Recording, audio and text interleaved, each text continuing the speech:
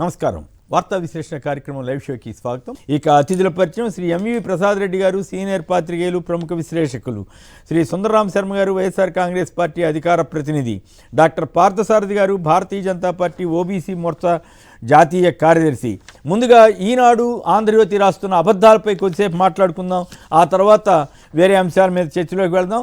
నిజంగానే ప్రసాద్ రెడ్డి గారు చెప్పండి, ఒకటి బీసీలకు సంబంధించి ఈనాడు రాసిన పచ్చి అబద్ధపు వార్త, రెండు ఆంధ్రజ్యోతి రాస్తున్న పచ్చి అబద్ధపు వార్తల్లో షర్మిల చేస్తున్న విమర్శలకి కేంద్ర ప్రభుత్వం దగ్గరికి వెళ్ళడానికి ఏమైనా సంబంధం ఉంటుందా, కేంద్రం గట్టెక్కిస్తుందా జగన్ ప్రభుత్వాన్ని అంటూ పచ్చి అబద్ధాలను ఎందుకు రాస్తున్నారు వీళ్ళు?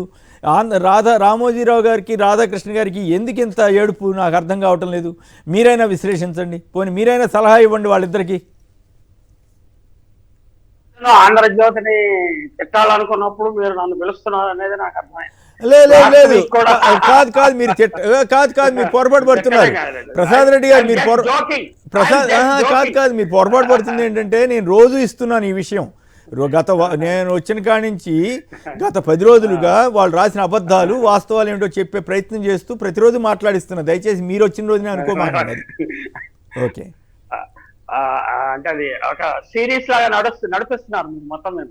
రోజువారీ నిజానికి వాటి రాసే అబద్ధాలు అనే విషయం ప్రజలకు బాగా అర్థమైపోయింది. మనం ప్రతిరోజు పరిగెట్టుకుని అంత విమర్శించాలా, వాటికి అంత వాల్యూ ఇవ్వాలా అనే అభిప్రాయానికి నేనైతే వచ్చేసాను. ప్రజల్లో ఇంకే అభిప్రాయం ఉన్నదో మీకు నాకంటే బాగా తెలుస్తుంది, మీరు పబ్లిక్ లైఫ్ లో ఉన్నారు కాబట్టి.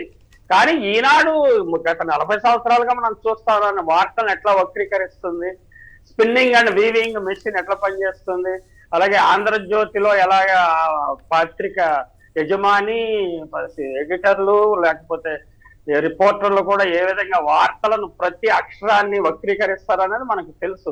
ఇప్పుడు కొత్తగా నిజానికి చెప్పుకోవడానికి ఏం లేదండి. ప్రతి అక్షరంలోనూ విషం చెమ్మటము, జగన్మోహన్ రెడ్డిని బలహీనపరచడము, జగన్మోహన్ రెడ్డి ఎక్కడ స్ట్రాంగ్ పాయింట్ ఉంటే అది వీక్ పాయింట్ గా ప్రొజెక్ట్ చేయటము అనేది మనం చాలా కాలంగా చూస్తున్నాం. ముఖ్యంగా జగన్మోహన్ రెడ్డి పాపులారిటీ గ్రాఫ్ రోజు రోజుకి పెరుగుతున్న కొద్దీ, ఎలక్షన్ల దగ్గరకు వస్తున్న కొద్దీ ఆ పాపులారిటీ గ్రాఫ్ ఎట్లా తగ్గించాలి, ఏ సెక్షన్స్ లో ఆయనకు బలం ఉంది, ఆ సెక్షన్స్ లో ఎట్లా ఆయన వీకెన్ చేయాలి, ఇవన్నీ ఒక ఉద్దేశపూర్వకంగా ఏంటంటే ప్రొజెక్టెడ్ గా, ఫోకస్డ్ గా దుష్ప్రచారం చేయటం అనేది ఈ 2 పత్రికలకి చాలా కాలంగా అలవాటు, కొన్ని ఛానల్స్ కూడా అలవాటు.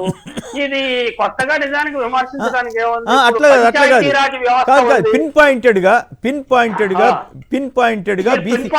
నిన్న 24,000 కోట్ల పెట్టుబడులకి ఇన్వెస్ట్మెంట్ ప్రమోషన్ బోర్డు ఆమోదం తెలిపితే ఆ వార్తని ఫస్ట్ పేజ్ లో ప్రముఖంగా వేయడానికి ఇష్టపడని చేతులు రాని ఈనాడుకి, రామోజీరావు గారికి బీసీ వర్గాల్లో పరిశ్రమలకు ఏదో రాయితీలు ఇవ్వట్లేదంటూ అబద్ధపు వార్తను వేసి ప్రజల్ని మోసం చేయటమే కాదా, బీసీ వర్గాలకు ప్రాధాన్యత ఇస్తున్నది ఎవరు?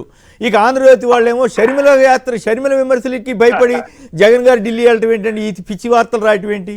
ఈ రెండింటి మీద మీ కామెంట్ చెప్పండి. మీరు ఔటర్ రింగ్ రోడ్ విషయంలో ఈనాడు ఎటువంటి కథనాలు రాసిందో మనకు తెలుసు.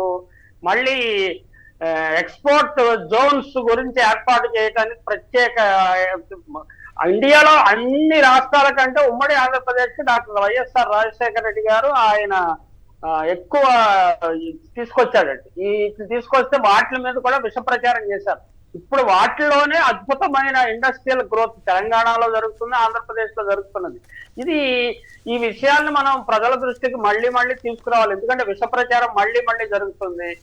ఆంధ్రప్రదేశ్ లో పారిశ్రామిక అభివృద్ధికి అవసరమైన ఏర్పాట్లన్నీ చేస్తున్నారు, ఇన్ఫ్రాస్ట్రక్చర్ క్రియేట్ చేస్తున్నారు, రేవులు, పోర్ట్లు కడుతున్నారు, అలాగే ప్రత్యేక ఈ శ్రీ సిటీని డెవలప్ చేస్తున్నారు, పప్పర్తిలో డెవలప్ చేస్తున్నారు. అనేక పరిశ్రమలకు ఇప్పుడు దేశంలో అమ్ముడయ్యే ప్రతి ఏసీలోనూ ఒక ఏసీ ఆంధ్రప్రదేశ్ లోనే తయారవుతున్నది. ఇవన్నీ they are indication of progress. అలాగే అద్భుతమైన యాక్వా రంగంలో అద్భుతమైన అభివృద్ధి ఉన్నది. అభివృద్ధి ఇంకా పొటెన్షియల్ ఎక్కువ ఉన్నది. భవిష్యత్తులో వ్యవసాయ రంగానికి, వ్యవసాయ ఉత్పత్తులకి ప్రపంచవ్యాప్తంగా గిరాకీ పెరుగుతుంది. Andhra Pradesh will become a food basket for India. అంటే ప్రపంచానికి కూడా ఎగుమతులు అత్యుత్తమమైన, నాణ్యమైన ఎగుమతులు చేసే పరిస్థితికి వస్తుంది.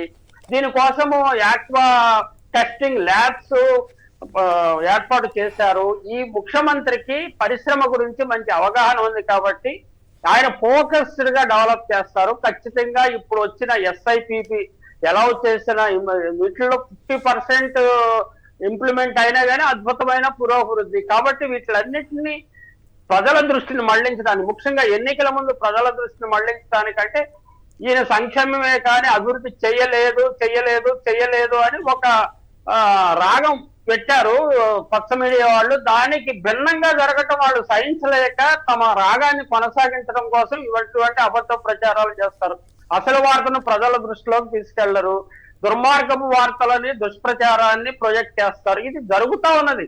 ప్రజలు కాకపోతే అంటే విద్యులు కాబట్టి ప్రజలకు అర్థం, వాళ్ళ జీవితంలో మార్పు వాళ్ళు ఫీల్ అవుతున్నారు. ఫీల్ అవటం వల్ల పచ్చ మీడియా చేసిన దుష్ప్రచారం మీద వారు ప్రభావితులు అవుతారని నేను అనుకోవట్లేదు. ఇది రామోజీరావు సంబంధించిన విషయం. ఇక షర్మిల అనే ఆమె నిజానికి అది ఆమె ఆంధ్రప్రదేశ్ లో ఒక కొయ్య గుర్రం మీద సవారీ చేస్తూ నేను నిజంగా అరేబియా జవనాశ్వాన్ని మీద పరిగెడుతున్నాను అని భావిస్తున్నది. అది ఆమె ఇష్టం, ఆమె ఏదైనా ఫీల్ కావచ్చు.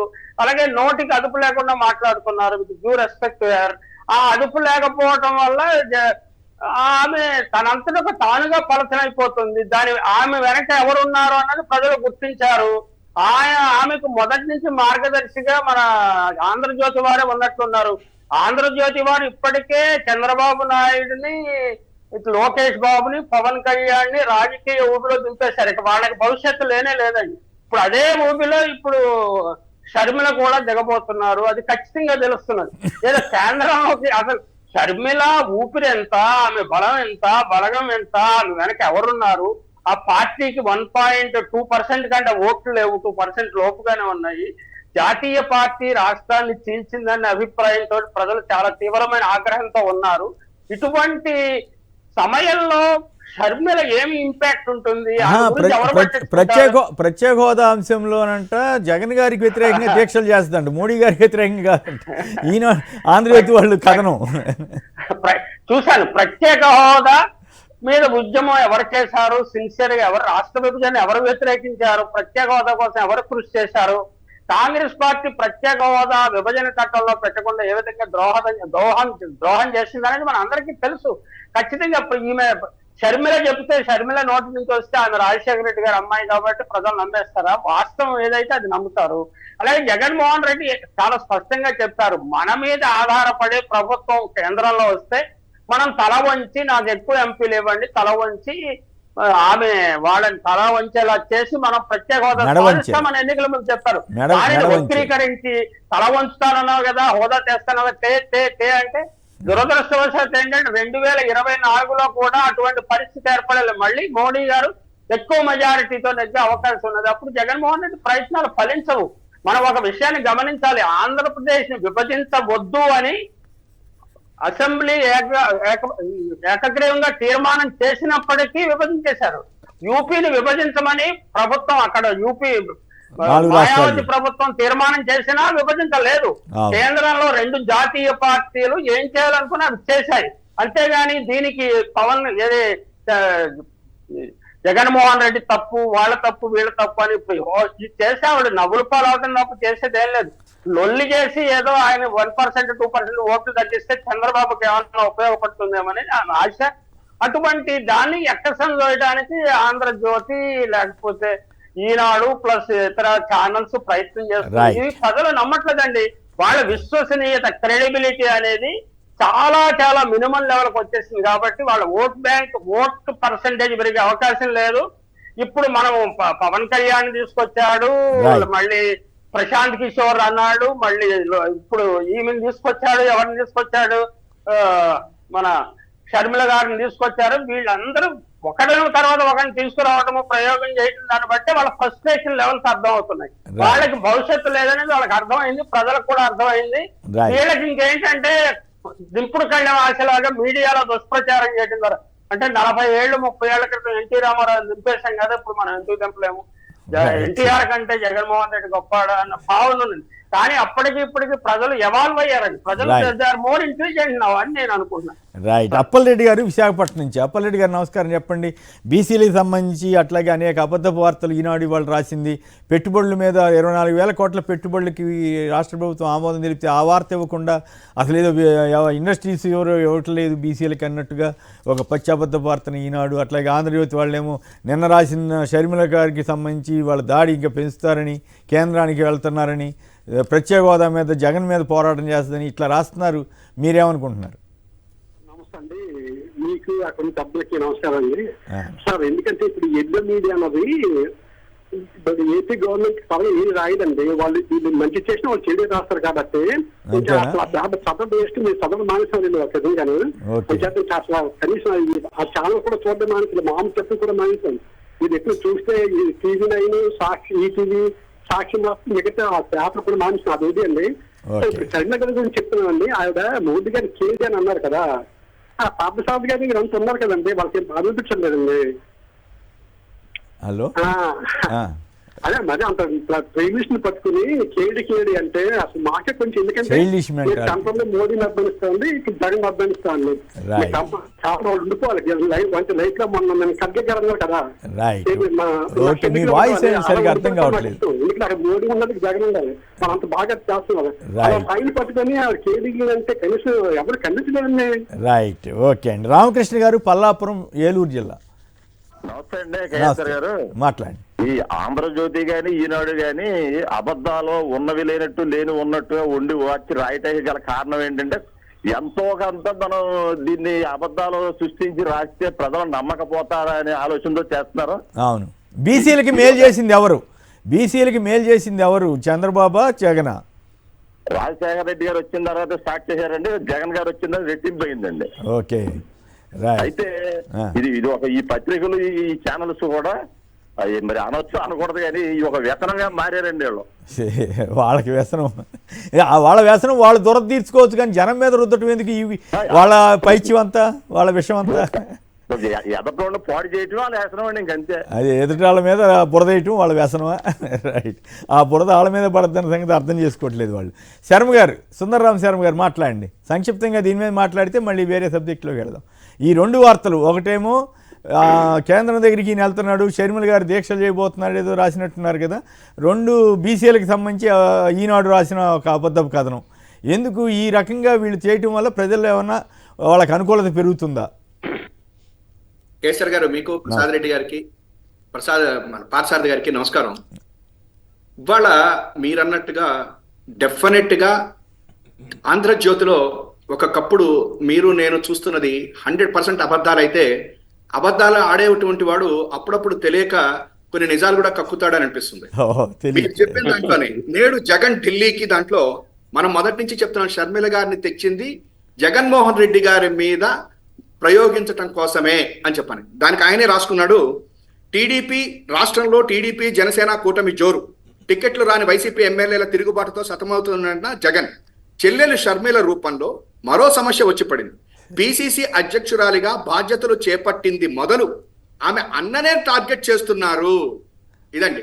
అంటే పాపం రాసుకున్నాడు, ఆయన రాసేసుకున్నాడు, ఇక ఇప్పుడు మనం కూడా చెప్పక్కర్లేదు. అంటే జగన్మోహన్ రెడ్డి గారిని టార్గెట్ చేస్తున్నారే తప్ప షర్మిల గారు, ఆమెకి వేరే ఇంకొక ఎజెండా లేదు అనేటువంటిది వారే చెప్తున్నారు. ఇంకొకటి ఆ పక్కనే ఇంకొకటి కూడా రాసేశారు వారు, అన్న హోదా అస్త్రం, అన్నపై హోదా అస్త్రం, ఢిల్లీ వేదిక రెండున్న దీక్ష. అన్న మీద హోదా అస్త్రం ఏంటి సార్? అసలు ప్రత్యేక తరగతి హోదా ఇవ్వవలసింది ఎవరు? తీసుకోవాల్సింది ప్రజలు, ఇవ్వవలసినటువంటిది కేంద్ర ప్రభుత్వం. ఇంతకు ముందు 2014లో వాళ్ళ ముగ్గురు కలిసి వచ్చారు. ఆ రోజునే భారతీయ జనతా పార్టీ వాళ్ళు కలిపి అదేదో ప్యాకేజ్ అని చెప్పి మాట్లాడుకున్నారు, అయిపోయింది. ఇప్పుడు అన్న మీద అస్త్రం ఏంటి? రెండోది, ఆ రోజున గనక ప్రతిపక్షంలో ఉన్న జగన్మోహన్ రెడ్డి గారు గనక వీళ్లలాగా గనక ఊరుకున్నట్టుంటే అసలు ఇవాళ అసలు ఆ ప్రస్తావనే ఉండేటువంటిది కాదు. ఆ రోజున ఆయన ఉండి అపోజిషన్ లో ఉండి దీక్షలు చేసి ఎంపీల చేత రాజీనామాలు చేయించి ఇవన్నీ చేయబట్టి ఇవాటి కూడా ఆమె ప్రత్యేక తరగతి హోదా గురించి మాట్లాడుతుంది. నిన్న కూడా ఆల్ పార్టీ మీటింగ్ లో వైసీపీ ఎంపీ సత్యవతి గారు ప్రత్యేక హోదా డిమాండ్ చేశారు.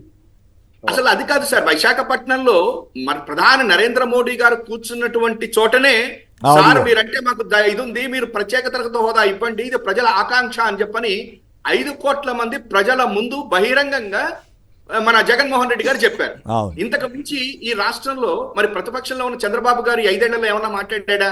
మరి కాంగ్రెస్ పార్టీ ఏమన్నా మాట్లాడిందా ఈ 5 ఏళ్లలో? మాట్లాడలేదు కదా. మరి ఇప్పుడు ఇంకెందుకు గుర్తొచ్చింది? అన్నిటికంటే ఒకటి ఆశ్చర్యం ఏంటంటే, ఒక పక్క చంద్రబాబు గారు ఏమన్నా మన మోడీ గారి యొక్క విజన్ సూపర్ అని చెప్పి రిపబ్లిక్ టీవీలో కూర్చొని చెప్తాడు, బీజేపీ కోసం వెంపర్లాడుతుంటాడు. మరి షర్మిల గారు వచ్చేసరి కరగల్లానేమన్నా బీజేపీ తోటి జగన్ గారు కుమ్ముక్కయ్యారు అంటారు. అసలు ఆమెకి నిజంగా బాధేసేటువంటి విషయం ఏంటంటే, మీకు గుర్తుంది అనుకుంటాను కేసీఆర్ గారు, ఆ రోజు విభజన జరగంగానే సుష్మా స్వరాజ్ గారు ఒక మాట అన్నారు, పెద్దమ్మ సోనియమ్మనే కాదు చిన్నమ్మని నన్ను కూడా గుర్తు పెట్టుకోండి అన్నారు. అంటే దాని అర్థం ఇద్దరు కలిసి విభజించామనే కదా. ఆ రోజున విభజనప్పుడు లోక్సభలో కానీ తలుపులు మూసేశారు అవన్నీ అన్నప్పుడు బీజేపీ సపోర్ట్ చేసింది, అందువల్లనే పాస్ అయింది అని చెప్పని ఇద్దరు చెప్పుకున్నారు.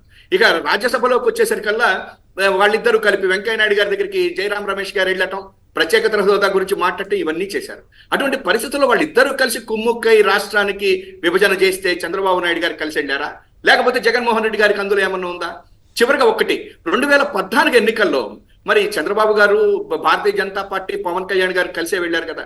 వాళ్ళు వెళ్ళినప్పుడు ప్రత్యేక హోదా గురించి మడమ తిప్పని వెంకయ్య అని చెప్పని అనుకుని మన రఘునాథ్ బాబు గారి పుస్తకాలు కూడా వేసి ప్రచారం చేశారు కదా. మరి అవన్నీ మాట్లాడకుండా ఇవాళ ఈమె జగన్ గారి మీద అన్న మీద హోదా అస్త్రము అని చెప్పని ఆంధ్రజ్యోతి వారే రాసుకుంటే ఈ ప్రజలకి అర్థమైంది ఏంటంటే, ఇవాళ ప్రత్యేక హోదా అనేటువంటిది కాంగ్రెస్ పార్టీ ఎట్లా తెస్తుంది అసలు. ఎందుకనంటే కాంగ్రెస్ పార్టీ అధికారంలోకి వస్తే తీసుకురావాలి, కానీ ఇవాళ అధికారంలోకి వచ్చేటువంటి పరిస్థితి ఉన్నదా? నెంబర్ 1. ఒకవేళ అధికారంలోకి కనుక వచ్చిన వాళ్ళ యొక్క మిగతా వాళ్ళు ఒప్పుకుంటారా? ఎందుకంటే దీని మీద బీహార్ కానీ ఎక్కడ ఉందిలే కానివ్వండి, వచ్చే పరిస్థితి లేదు కదా. లేనప్పుడు దాని గురించి కాదు. ఇక్కడ ఒక ఇంట్రెస్టింగ్ విషయం చెప్పాలి. ఇక్కడ తెలంగాణ విషయంలో ఒక ముఖ్యమంత్రి రేవంత్ రెడ్డి గారు ఎవరో వ్యాఖ్య చేశారంట, కేంద్రంలో కాంగ్రెస్ అధికారంలో వస్తే కానీ ఇక్కడ తెలంగాణలో వాళ్ళు ఇచ్చిన హామీలు నెరవేరవంట. అంటే దాన్ని బట్టి అర్థం చేసుకోండి పరిస్థితి ఏంటో. అదే నేను చెప్తున్నానండి. ఒక్క నిమిషం చెప్పేసారు. ఇప్పుడు మిగతా రాష్ట్రాల వాళ్ళు ప్రత్యేకత హోదాకు ఒప్పుకోవట్లా. అది వాళ్ళ ఏఐసిసి మీటింగ్ లో సోనియా గాంధీ గారి ముందే చెప్పారామా, సరే ఊరుకోండి అని. నేను షర్మిల గారికి ఇవాళ ప్రత్యేక హోదా గురించి చంద్రబాబు గారు మాట్లాడటలే, పక్కన ఆయన అనుకుంటే మా వాయిద్యాలనేటువంటి సిపిఐ వాళ్ళు ఏదో ఇప్పుడు బిగిన్ చేశారు. ఈ 5 ఏళ్ళు లేదు, ఇప్పుడు సాధన సమితులు ఇవన్నీ బిగిన్ చేశారు. నేను ఇవాళ ప్రత్యేక హోదా గురించి కాంగ్రెస్ పార్టీ జాతీయ పార్టీ పార్లమెంట్ లో ఎప్పుడైనా 5 సంవత్సరాలే కదా, అంతకుముందు 5 సంవత్సరాల్లో ఎప్పుడన్నా మాట్లాడిందా? మరి వాళ్ళెందుకు రాజీనామాలు చేయలేదు, వాళ్ళెందుకు పార్లమెంట్ నిలదీయలేదు అనేటువంటిది ప్రజలకు ఉన్నటువంటిది. ఒక్కటి మాత్రం నిజం, ఇవాళ రోజున ఆంధ్రప్రదేశ్ లో జగన్ గారి మీద చంద్రబాబు నాయుడు గారు ఫెయిల్ అయ్యారు, తర్వాత పవన్ కళ్యాణ్ గారు ఫెయిల్ అయ్యారు, మధ్యలో వచ్చిన మా దగ్గుపాటి పురంధరేశ్వరి గారు అదే స్క్రిప్ట్ చదివి ఆమె ఫెయిల్ అయింది, ఆ తర్వాత సునీత గారు అనేటువంటి ఒక చెల్లెల్ని తీసుకుని వచ్చారు, అది ఫెయిల్ అయింది. ఇప్పుడు చివరి అస్త్రంగా షర్మిల గారిని తీసుకుని వచ్చి మాట్లాడుతున్నారు. ఆమెకి ఇవాళ ధర్నాలు చేయొద్దు, ఇవాళ పార్లమెంట్ వస్తుంది కాబట్టి ప్రత్యేక ధర్నాలు చేయొద్దు. సోనియా గాంధీ గారి చేత లాస్ట్ మినిట్ లో ఎప్పుడైనా సరే వాళ్ళ పార్లమెంట్ సభ్యులందరి చేత రాజీనామాలు చేయించమనండి. ఆమె అంటుంది కదా రాజీనామాలు చేపిస్తారా, రాజీనామాలు చేయించమనండి. ఒకటి ఈమె మోడీ గారికి లెటర్ రాశారట, చాలా ఆశ్చర్యం. ఏది ఇవాళ మీరేదో ఈ కాంగ్రెస్ పార్టీ ఇక్కడ 0లో ఉన్నటువంటి కాంగ్రెస్ పార్టీ తరఫున మీరు ఒక లెటర్ రాసేస్తారా? మరి 5 సంవత్సరాల పాటు షర్మిల గారు కానీ, లేకపోతే కాంగ్రెస్ పార్టీకి సంబంధించినటువంటి వాళ్ళు కానీ, లేదా సోనియా గారు కానీ, లేకపోతే రాహుల్ గాంధీ గారు కానీ ఏ రోజైనా ప్రత్యేక హోదా గురించి కానీ విభజన కాదు శర్మ గారు, మీరు ఒకటి గుర్తుంచుకోవాలి. అప్పుడు ఆవిడ తెలంగాణ బిడ్డ అయిపోయింది. తెలంగాణ బిడ్డను తీసుకొచ్చి కాంగ్రెస్ పార్టీ వాళ్ళు ఎవరు ఏపీలో కాంగ్రెస్కి అసలు ఎవరు దిక్కులేరు అన్నట్లుగా ఆవిడని తీసుకొచ్చి వాళ్ళు పెట్టుకున్నారు, అక్కడ పీసీసీ అధ్యక్షురాలుగా పెట్టుకున్నారు. అదొక విచిత్రమైన పరిస్థితి కదా. తెలంగాణ వాళ్ళని తీసుకొచ్చి ఏపీకి అధ్యక్షురాలు చేశారంటే, నాయకత్వం చేశారంటే కాంగ్రెస్ పార్టీ అది ఏమాత్రం బుర్రా బుద్ధి ఉన్న ఆలోచన, లేకపోతే ఆంధ్రప్రదేశ్ ప్రజల పట్ల అవమానం, అంత అవమానం వీళ్ళని ఎట్లయినా సరే చేయొచ్చు అనేటువంటి అవమానంతో తెలంగాణ వ్యక్తిని తీసుకొచ్చి పీసీసీ చీఫ్ చేస్తారా? ఏమన్నా కాంగ్రెస్ పార్టీకి ఆంధ్రప్రదేశ్ పట్ల గౌరవం ఉందా? ఆంధ్రప్రదేశ్ ప్రజల పట్ల అభిమానం ఉంటే తెలంగాణ వ్యక్తి అని చెప్పుకుని తెలంగాణకు మీద ప్రమాణం చేసి, పాలేరుగడ్డ మీద ప్రమాణం చేసి అనేక విమర్శలు చేసినటువంటి షర్మిల గారిని తీసుకొచ్చి ఏపీసీసీ చీఫ్ చేశారు.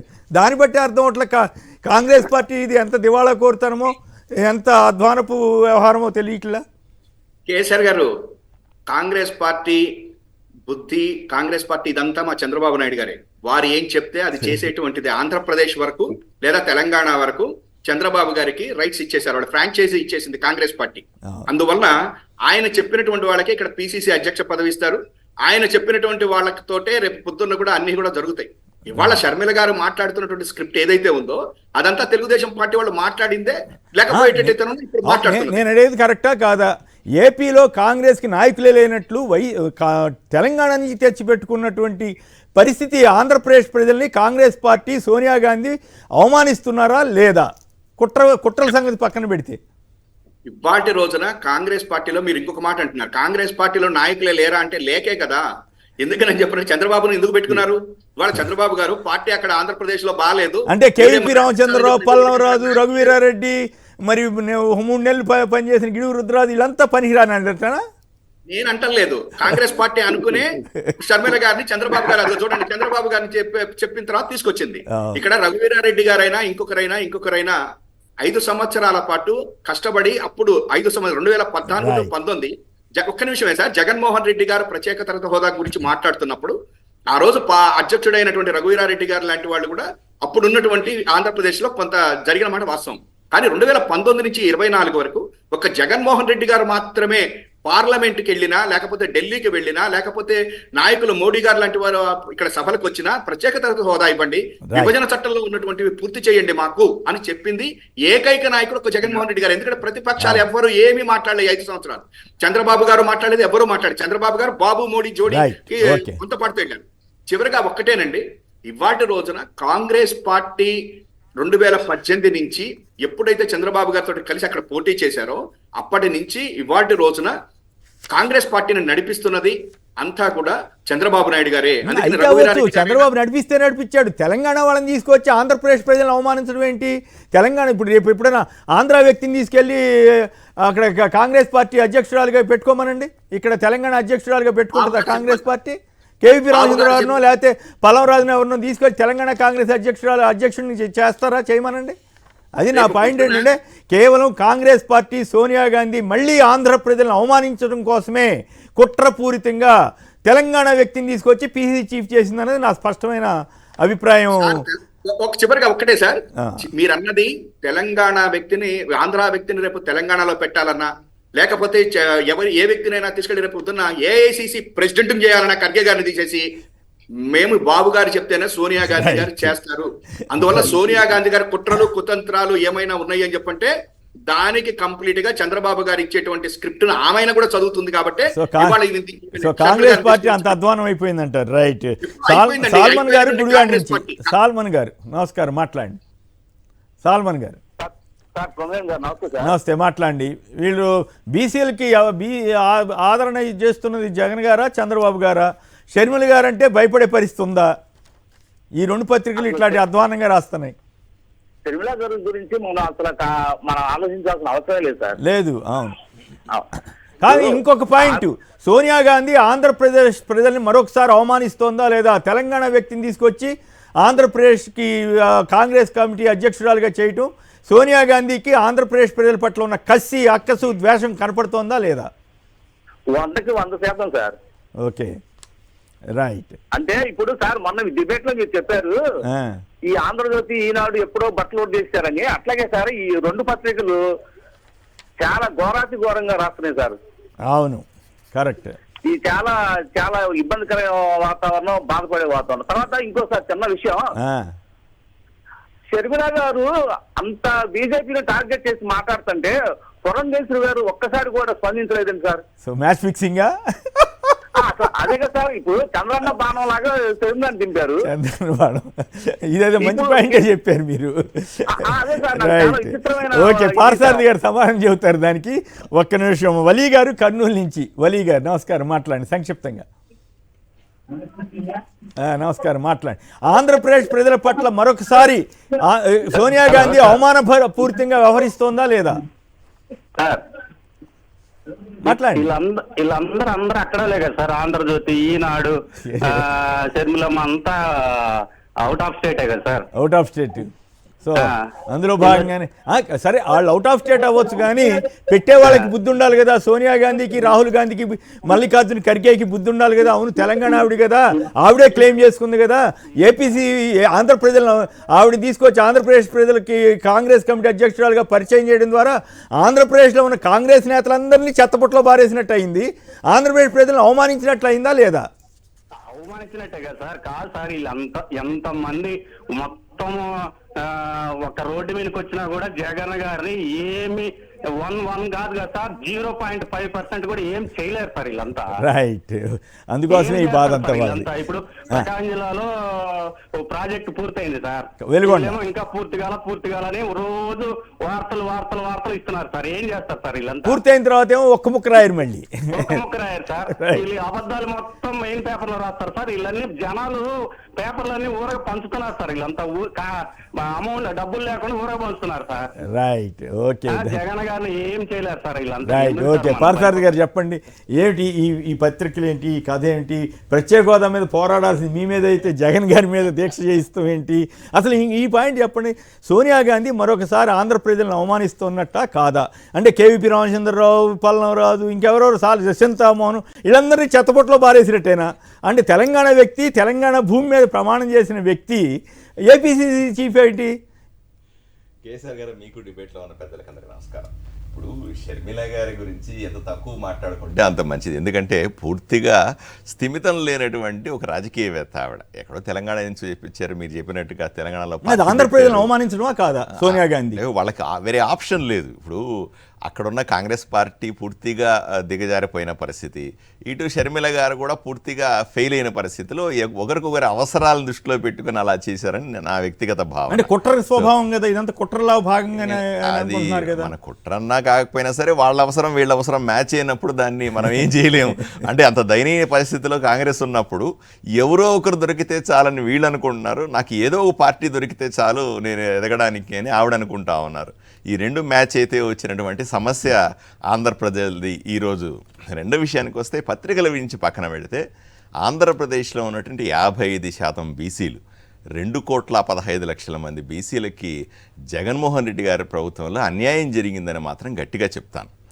ఒక మొట్టమొదటి అంశం ఏంటంటే 2018-19లో కేంద్ర ప్రభుత్వం నరేంద్ర మోదీ గారి నాయకత్వంలో బీసీ కమిషన్కి చట్టబద్ధత, రాజ్యాంగ హోదా ఇచ్చి వాళ్లకు కావాల్సిన హక్కుల్ని పరిరక్షించడానికి, అంటే 27% రిజర్వేషన్ ఉన్నటువంటి బీసీలకి చదువుకోవడంలో అయినా సరే, ఉద్యోగాల్లో అయినా సరే రిజర్వేషన్ కాపాడండి, బీసీల హక్కుల్ని పరిరక్షించండి అని రాజ్యాంగ హోదా ఇస్తే ఆంధ్రప్రదేశ్లో ఎన్నిసార్లు మేము రిక్వెస్ట్ చేస్తున్నప్పటికీ కూడా ఇక్కడున్న బీసీ కమిషన్కి రాజ్యాంగ హోదా ఇవ్వకపోవడం వల్ల ఎంతోమంది బీసీ బిడ్డలు చదువుకోవడంలో కానీ, ఉద్యోగాలు రావడంలో కానీ నష్టపోయారన్న విషయాన్ని బీసీ కమిషన్కి చదువుకోవడానికి సంబంధం ఏంటంటే ఈ ప్రభుత్వం ఇచ్చినంతగా ఆర్థిక సాయం బీసీలకు కానీ, ఎస్సీలకు కానీ, బీసీలకు సంబంధించినటువంటి కమిషన్కి రాజ్యాంగ హోదా లేకపోతే రిజర్వేషన్లని అమలు చేస్తున్నారా లేదా అనే చట్టబద్ధత పూర్తిగా కోల్పోతుంది. ఆల్రెడీ అమలు చేస్తున్నారు కదా, ఈవెన్ పొలిటికల్ పదవుల్లో కూడా 50% ఇస్తున్నారు కదా.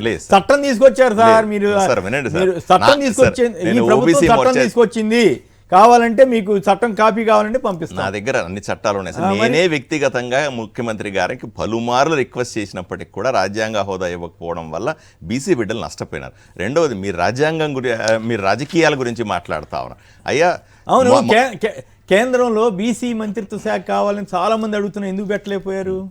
కులగణన జరగాలనే మొత్తం దేశం అంతా కోరుతుంటే ఎందుకు మీరు ఒప్పుకోవట్లేదు?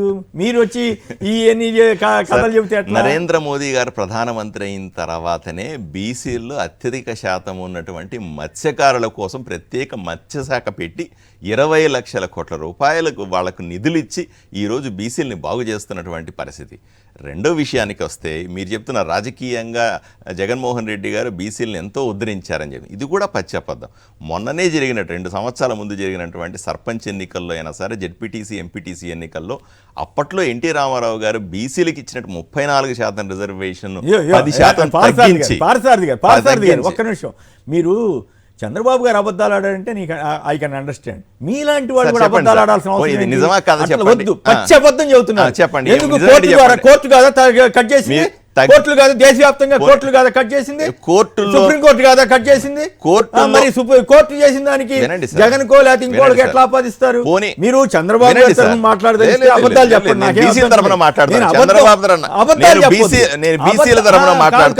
ఇది నిజమా కాదు? మీరు కోర్టు పేరు చెప్పిన విమర్శలు చేశారు, నేనేం ఆపలేదు. ఎందుకని ఏదో రాజకీయంగా మాట్లాడతారులేని, కానీ పచ్చి అబద్ధాలు చెబుతుంటే ఆపాల్సిన బాధ్యత ఆమె. మీరు కోర్టు పేరు చెప్పినా ఇంకోరి పేరు చెప్పినా మరి 34% రిజర్వేషన్ 24% తీసుకొచ్చి వేలాది మంది చెప్పండి, మోడీ గారు చెప్పండి, ఆ సుప్రీంకోర్టు ఇచ్చిన తీర్పుని వ్యతిరేకిస్తూ మళ్ళీ ఆర్డినెన్స్ తీసుకురమ్మని చెప్పండి, అంతేగాని పోనీ కోర్టుల పేరు చెప్పినా ఇంకోటి పేరు చెప్పినా మీరు ఎందుకు ఎన్నికల్లో 10% రిజర్వేషన్ తగ్గించి సర్పంచులు ఎంపీటీసీలు జెడ్పీటీసీలు కాకుండా బీసీలను ఆపారు అని అడుగుతా ఉన్నాను. శర్మ గారు చెప్పండి దీనికి సమాధానం. బీసీలకి మీరు జడ్పీ చైర్మన్లు ఎంపీపీ చైర్మన్లు చేసిన వాళ్ళు బీసీలకు వాళ్ళ కోటా కంటే మించిచ్చారు. సార్ ఇది అబద్ధం. బీసీలకు రావాల్సిన రాజకీయ హక్కులు నడిచేసిన ప్రభుత్వం జగన్మోహన్ రెడ్డి ప్రభుత్వం. అయ్యా విశ్లేషకులుగా అర్థం చేసుకోవాలి. అంటే మీరు అబద్ధాలు చెప్పండి. నేను ఎప్పుడు అబద్ధాలు చెప్పాను. నేను ఆన్ రికార్డ్ ఏది ఉందో దాన్నే మాట్లాడతాను సార్. నేను పదవులు మండల్ ప్రెసిడెంట్ పదవులు ఎక్కువ బీసీలకు ఇచ్చారు, దాన్ని ఎందుకు మాట్లాడలేదు మీరు? అవును, ఒక నిమిషం సార్. ఇప్పుడు ఆయన చెప్పిన దాని ప్రకారంగా బీసీలకు మీరిచ్చేది ఏంటి సార్? మీ దయాదాక్షిణ్యాలు ఏంటి? 55% బీసీలకు 34% రిజర్వేషన్ గత ప్రభుత్వాలు అన్ని కూడా అమలు చేయాల్సినవి. ఈ రోజు మీరేదో దయాదాక్షిణ్యాలతో బీసీలు రాజకీయంగా మేము అభివృద్ధి చేస్తాం, తప్పది. ఆలోచనే తప్పు. బీసీల హక్కుల్ని కాపాడమని మాత్రమే నేను చెప్తాను. బీసీల హక్కులు తగ్గిస్తున్నారు, బీసీలకు రావాల్సిన వాటా తగ్గిస్తున్నారు అని చెప్తా ఉన్నాను. శర్మ గారు సమాధానం చెప్పండి. శర్మ గారు ఆడియో మీట్లో ఉన్నట్టుంది. శర్మ గారు సమాధానం చెప్పండి. పార్థసారథి గారు చెప్పండి సార్. సరే, చంద్రబాబు నాయుడు గారు నిజాలు చెప్తే ఇబ్బంది ఉంది, కానీ మీకు నిజాలు చెప్తే ఇబ్బంది ఏముంది? నాకు అబద్ధాలు చెప్పాల్సిన అవసరం లేదు. నేను బీసీల తరఫున మాట్లాడాల్సి ఉంది. బీసీల గురించి ఏదైతే అన్యాయం జరిగిందో దాన్ని నేరుగా ప్రశ్నిస్తా, మీరు సమాధానం చెప్పొచ్చు, నాకే అభ్యంతరం లేదు. మీరు చెప్పినటువంటి దాని మీద 34% యొక్క దీని మీదన న్యాయస్థానానికి వెళ్ళింది తెలుగుదేశం పార్టీకి సంబంధించినటువంటి ప్రతాప్ రెడ్డి గారు అని చెప్పినటువంటి ఆయనే వెళ్ళాడు. ఆ తర్వాతన ఒక విషయం ఇవాళ మనందరం కూడా గ్రహించాల్సింది ఏంటంటే, ఈ న్యాయస్థానాలకు వెళ్ళటం, వాటిని ఆపటము, ఇదంతా కూడా మైనారిటీల మీద కూడా ఆ రోజున రాజశేఖర రెడ్డి గారు తెచ్చినప్పుడు న్యాయస్థానాలకు వెళ్ళారు. అవన్నీ కూడా చేసింది తెలుగుదేశం పార్టీ అనేటువంటిది మీ అందరికీ తెలిసిందే, మనందరికీ తెలిసిందే. శర్మ గారు చెప్పారు కదా ఎక్స్ప్లెనేషన్. ఒక్క నిమిషం సరే, మీరే ఉపన్యాసం ఇస్తే అలా మీరు చెప్పారని అడగాలి కదా ఓ ప్రశ్న.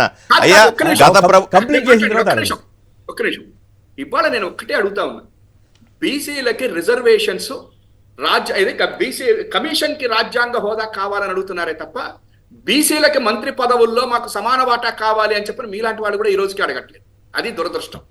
ఎందుకంటే ఎస్సీ ఎస్టీ బీసీ మైనారిటీలకి 17 సీట్లు ఇచ్చి కాపులకి 4, రెడ్లకి 4 ఇచ్చినటువంటి చరిత్ర ఈ రాష్ట్రంలో ఇంత ముందు లేదు. ఇప్పుడు ముందు వస్తుందో లేదో కూడా నవ్వుతో నా భవిష్యత్తు చెప్పలేం మనం. ఎందుకని చెప్పంటే, ఇంతకు ముందు కాంగ్రెస్ అయినా తర్వాత వచ్చిన తెలుగుదేశం పార్టీ అయినా కూడా ఎవ్వరు కూడా ఎస్సీ ఎస్టీలు బీసీలకి ఈ రకంగా ఇవ్వాల. ఇంకొకటి కూడా చెప్తున్నాను నేను, ఇవాళ రాజకీయ పార్టీలు బీసీలకి, మీరు అన్నది కరెక్టే, 50% పైన ఉన్నటువంటి బీసీలకి సీట్లు ఇవ్వాలి అనేటువంటిది వాళ్ళల్లో ఉండాలి. తెలుగుదేశం పార్టీ అయినా మా జగన్ గారి పార్టీ అయినా ఎవరు అయినా సరే మాలో ఒక మంచి ఇది ఉండి ఎస్ వీళ్ళని చేయాలని, చట్టాలు ఏమీ చేయలేవు. చట్టాల వల్ల కాదు, చట్టాలు అనేటువంటిది ఊరికి చూపించడానికి అవుతుంది. కానీ జగన్మోహన్ రెడ్డి గారు ఇవాళ బీసీల విషయంలో చేస్తున్నటువంటి దాన్ని మీరు మాట్లాడటం అనేటువంటిది ఇది కరెక్ట్ కాదు. రెండోది, సరే సార్ ఉపన్యాసం ఇస్తే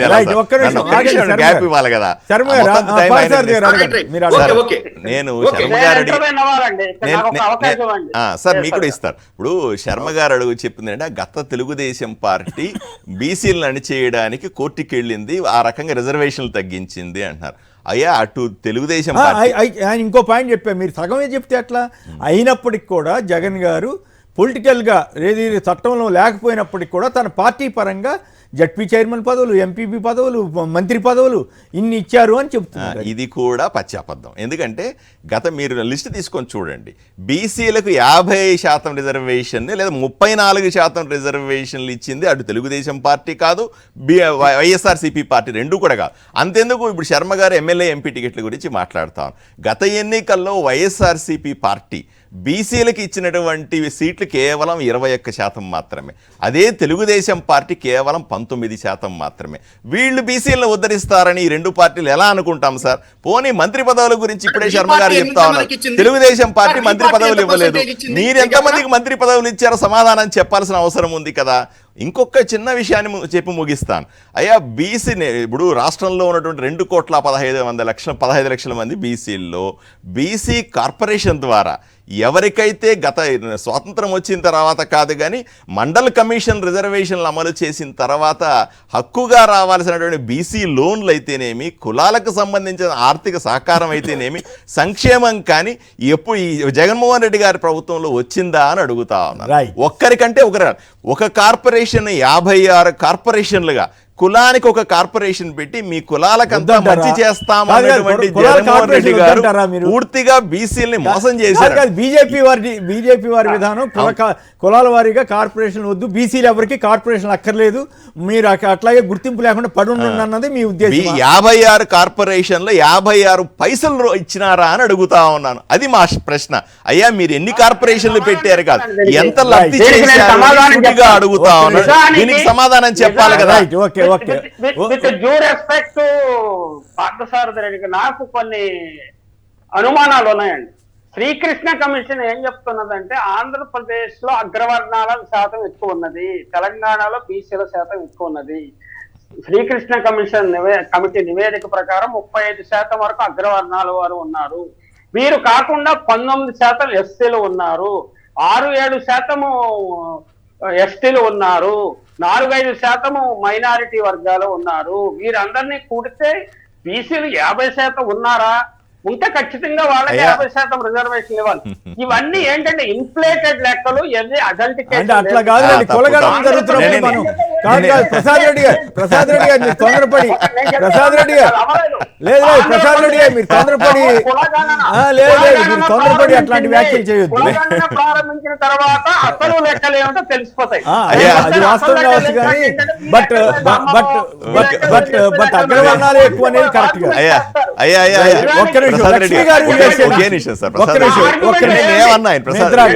ఇప్పుడు ప్రసాద్ రెడ్డి గారు అమాయకత్వమో తెలియట్లేదు, అత్యుత్సాహమో తెలియట్లేదు, కానీ దయచేసి ఇప్పటికే బీసీల సంఖ్యను తగ్గించి చూపిస్తున్నారు ఆంధ్ర రాష్ట్రంలో.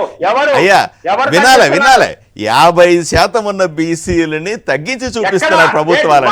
55% ఉన్నటువంటి బీసీలకు 55% నిధులు ఖర్చు పెట్టాల్సింది, అలా కాకుండా కేవలం తక్కువ నిధులు ఖర్చు పెడతారు. ఇప్పుడు ప్రసాద్ రెడ్డి గారు ప్రసాద్ రెడ్డి గారు ఈ రకంగా మాట్లాడడం అన్నది ప్రజలను తప్పుదో పట్టించడమే.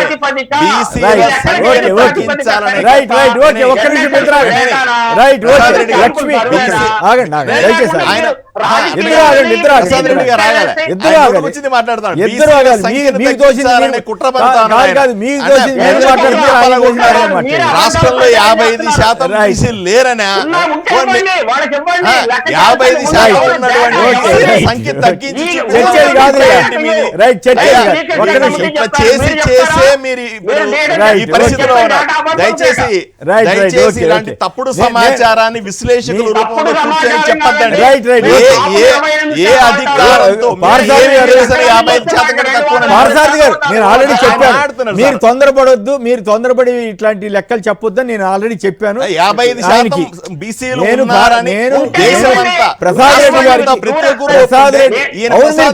చేయించండి, గొడవ లేకుండా పోతుంది కదా. మోడీ గారు ఎందుకు చేయించట్లేదు?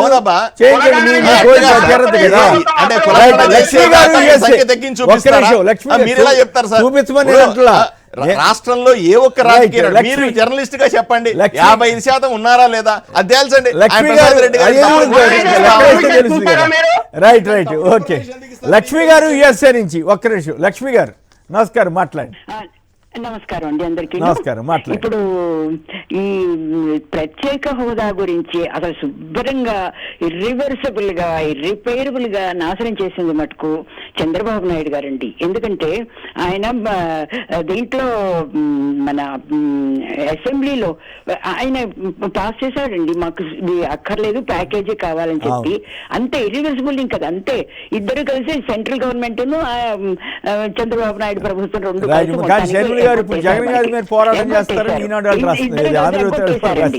అది ఇంకా అది ఎట్లా ఉందంటే దాని కండిషన్ అది ఇంకా రివర్స్ చేయడానికి లేదు. అండ్ ఇంకా అంతే, అది దాన్ని ఒక రకంగా చంపేశారు అంతే దాన్ని. ధన్యవాదాలు. వెంకటరమణ గారు, శ్రీకాకుళం. వెంకటరమణ గారు నమస్కారం, మాట్లాడండి. సార్ నమస్తే. నమస్తే, మాట్లాడండి సార్. అదే కొమ్మినేని శ్రీనివాసరావు గారు అంటే మాకు చాలా అదే అభిమానం, గౌరవం సార్. ఓకే, విషయానికి అయితే విషయం ఏంటంటే ఇది షర్మిల గారిని ఇది రాష్ట్రానికి తీసుకువచ్చి అవమానించారని చెప్పేసి మీరు అన్నారు. ప్రజల్ని కాదు కాదు కాదు కాదు నేను అనేది ఏంటంటే ఆవిడ తెలంగాణ బిడ్డని అని చెప్పుకున్న తర్వాత అక్కడ పార్టీ పెట్టుకున్న తర్వాత ఇక్కడ ఎవరు లేనట్లుగా తీసుకురావటం అనేది అని మీద నేను చెప్తున్నా. వాళ్ళ ఫ్యామిలీ అంటే మాకు చాలా అభిమానం సార్, చాలా అభిమానం. కాకపోతే ఇప్పుడు పరిమళ నత్వానికి తీసుకొచ్చి ఇక్కడ మనకి ఎంపీ ఇచ్చారు, రాజ్యసభ ఇచ్చారు. అవును. అయితే అది ఆ పార్టీ రాష్ట్ర శ్రేయస్సు దృష్ట్యా, పార్టీ శ్రేయస్సు దృష్ట్యా ఇవ్వడం తప్పు కాదు. కాదు మిత్రమా మీరు పొరబడబడుతున్నారు. పార్లమెంట్ సభ్యులు ఎక్కడి నుంచి ఎక్కడికైనా రావచ్చు. ఇప్పుడు కావాలంటే షర్మిల గారు వచ్చి పార్లమెంటుకు పోటీ చేయొచ్చు, అభ్యంతరం లేదు. కానీ నేను ఆ తెలంగాణ వ్యక్తిని, తెలంగాణ మట్టి మీద ప్రమాణం చేశానని చెప్పిన వ్యక్తిని కాంగ్రెస్ పార్టీ తీసుకురావడం అంటే ఆంధ్రప్రదేశ్ ప్రజలు అవమానించడం అని నేను నమ్ముతున్నాను. కాదు ఆంధ్రప్రదేశ్ ప్రజలు ఎప్పుడు తెలంగాణ నేతల కింద పడి ఉండాలని మీరు అనుకుంటే అనుకోండి, మీ ఇష్టం. అది దానికి నేనేం చెప్తాను. రైట్. రామరాజు గారు మరొకరు లైన్లో ఉన్నారు. రామరాజు గారు నమస్కారం, మాట్లాడండి. సార్ నమస్కారం సార్. నమస్కారం, మాట్లాడండి సార్. నేను ఒకసారి పాలసారథి గారితో మాట్లాడండి. పాలసారథి గారు, మీరు బీసీ గురించి మాట్లాడుతున్నారు కదండి. విజయవాడ మేయర్ ఓసీ అయితే బీసీకి ఇచ్చారు, జిల్లా పరిషత్ చైర్మన్ ఓసీకి అయితే బీసీకి ఇచ్చారు. కరెక్ట్.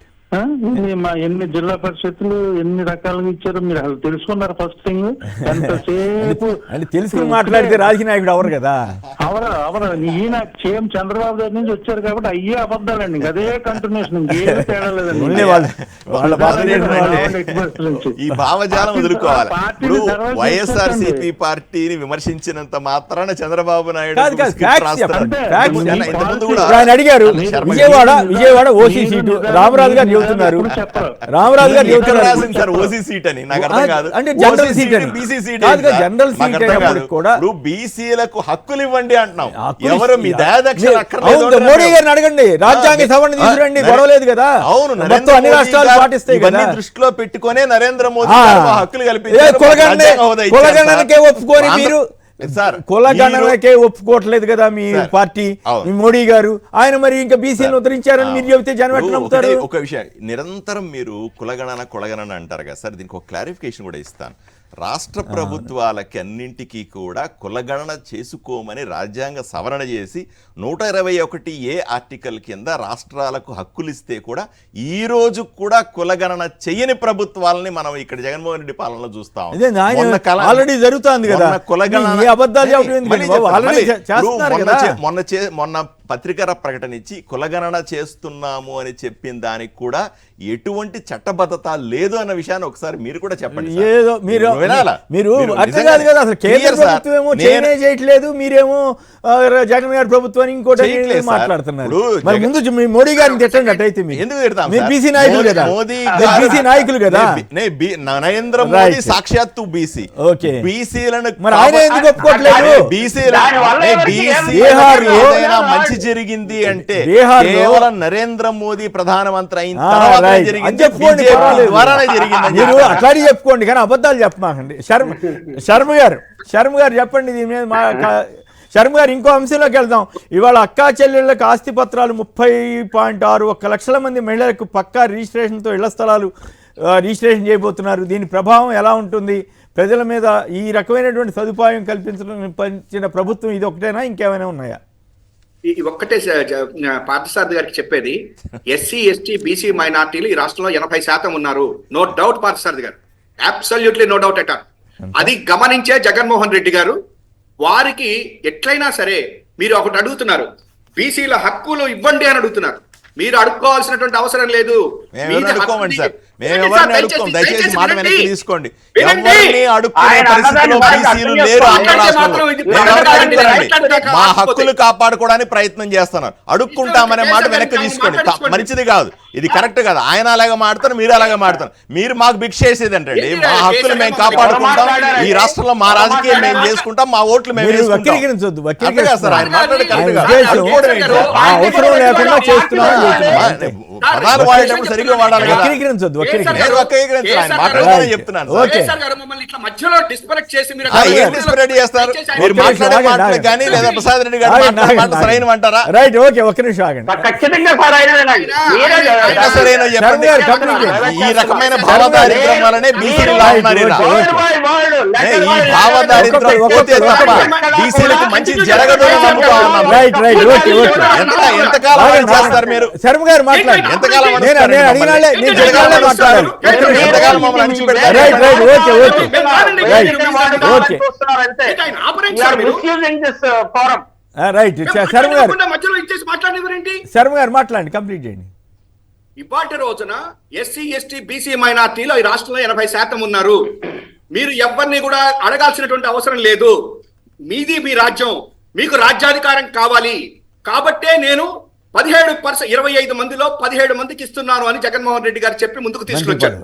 అంతేకాదు ఎవరిని మీరు అడగక్కల రాజ్యాధికారం మీదే, రాజ్యాధికారానికి దగ్గరగా తీసుకురావాల్సిన బాధ్యత నాకు మాత్రమే ఉన్నది అని చెప్పి జగన్మోహన్ రెడ్డి గారు ఇవాటి రోజున కార్పొరేషన్లలో కానివ్వండి, లేకపోతే జడ్పీటీసీ వీటిల్లో కానివ్వండి, సర్పంచుల దగ్గర నుంచి అన్నింటిలోనూ కూడా 50% వీళ్ళు అడుగుతున్నారు. కాదు 50% కాదు, కొన్ని చోట్ల 70% కూడా ఇచ్చినటువంటి ఘనత జగన్మోహన్ రెడ్డి గారిది అనేది గుర్తుపెట్టుకోండి. రెండోది, ఇవాళ ఇంకొక మాట ఆయన ఏమంటున్నాడంటే మోడీ గారు చేశారు అని చెప్పని మాట్లాడుతున్నారు. నేను ఇవాళ అడుగుతున్నా, మోడీ గారు చేశారా లేదా అనేది మీరు చెప్పేటి ముందు మీ మిగతా రాష్ట్రాల్లో ఏ రకంగా ఉన్నది అనేది కూడా కావాలి. వాళ్ళ ప్రశ్న కులగణన గురించి జగన్మోహన్ రెడ్డి గారు ఆల్రెడీ స్టార్ట్ చేస్తే మీ యొక్క బీహార్ లో కూడా వ్యతిరేకించారు. ఇప్పుడు మీ నితీష్ గారు మీ దగ్గరికి వచ్చాడు కాబట్టి మిగతా రాష్ట్రాల్లో కూడా బీసీ కులగణన జరగటం లేదు. ఇవాళ జగన్మోహన్ రెడ్డి గారు తొందరగా బీసీ కులగణన జరగాలి, బీసీలకు ఇంకో కొంచెం ప్రాధాన్యత పెంచాలి, మిగతా పార్టీలు కూడా వాళ్ళకి ఎక్కువ సీట్లు ఇచ్చేటట్టు చెయ్యాలి అని చెప్పనని జగన్మోహన్ రెడ్డి గారు ముందుకెళ్తున్నారు. దాన్ని అర్థం చేసుకోకుండా మీలాంటి కొంతమంది ఈ రకమైన రాజకీయ ఎత్తుగడలతో చెప్తున్నారే తప్ప నిజం చెప్పాలంటే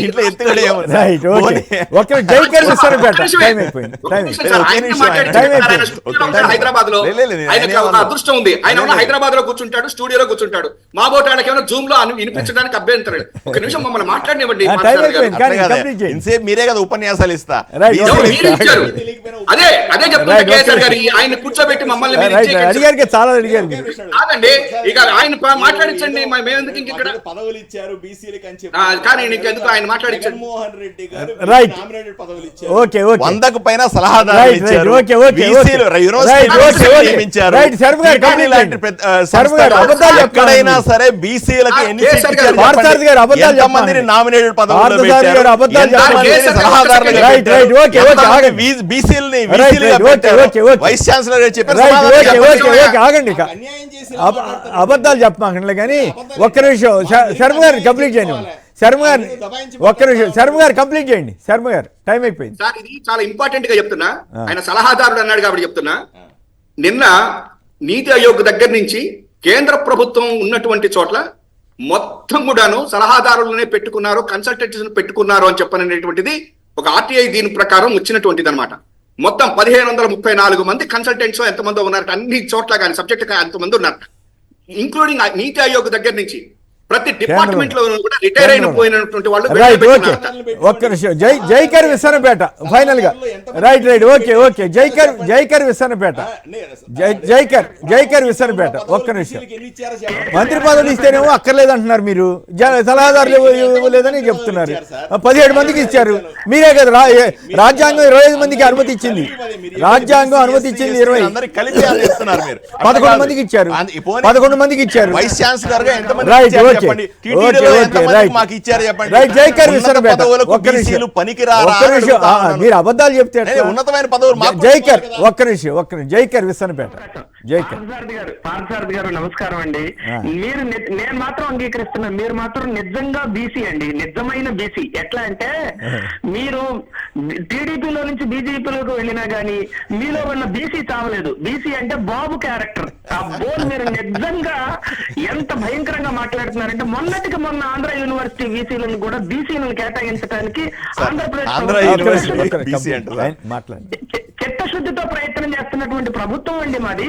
మీరు అనుకుంటున్నారేమో ఆంధ్రప్రదేశ్ లో ఇందాక రామరాజు గారు చెప్పినట్టు రాయన భాగ్యలక్ష్మి గారిని ఒక ఓసీ స్థానంలో బీసీని ఇవ్వడమే కాదు, ఉప్పాల హారిక మా కృష్ణా జిల్లాకు సంబంధించిన ఆవిడ జడ్పీ చైర్పర్సన్ ఓసీలో వచ్చిన ఆవిడ, ఇట్లా అనేక మంది చోట్ల బీసీలకు అందరికీ. పార్థసారథి గారు మళ్ళీ ఛాలెంజ్ చేసి చెప్తున్నా, ఆంధ్రప్రదేశ్ లో సుమారు 60% మంది బీసీలు ఈ రోజు రాజ్యాంగబద్ధంగా రాజకీయ పదవుల్లో ఉన్నారు అని అంటే అది కేవలం జగన్మోహన్ రెడ్డి గారి చేసినటువంటి మార్చినటువంటి విధానం. తెలుగుదేశం పార్టీలో లేను, వాళ్ళు ఊరికే అంటే అనవసరంగా నేను ఏదో తెలుగుదేశం పార్టీ నుంచి బీజేపీ, నేను ఏ రోజు తెలుగుదేశం పార్టీ నేను ప్రజల వైపు పెట్టుకుంటున్నారేమో డౌట్ సార్. నేను చెప్తున్నా కదా జగన్మోహన్ రెడ్డి గురించి రెడ్డి గారు, పార్థసారథి గారు అందరికి కూడా ధన్యవాదాలు. ఇది నేటి వార్తా విశ్లేషణ కార్యక్రమం. నమస్కారం.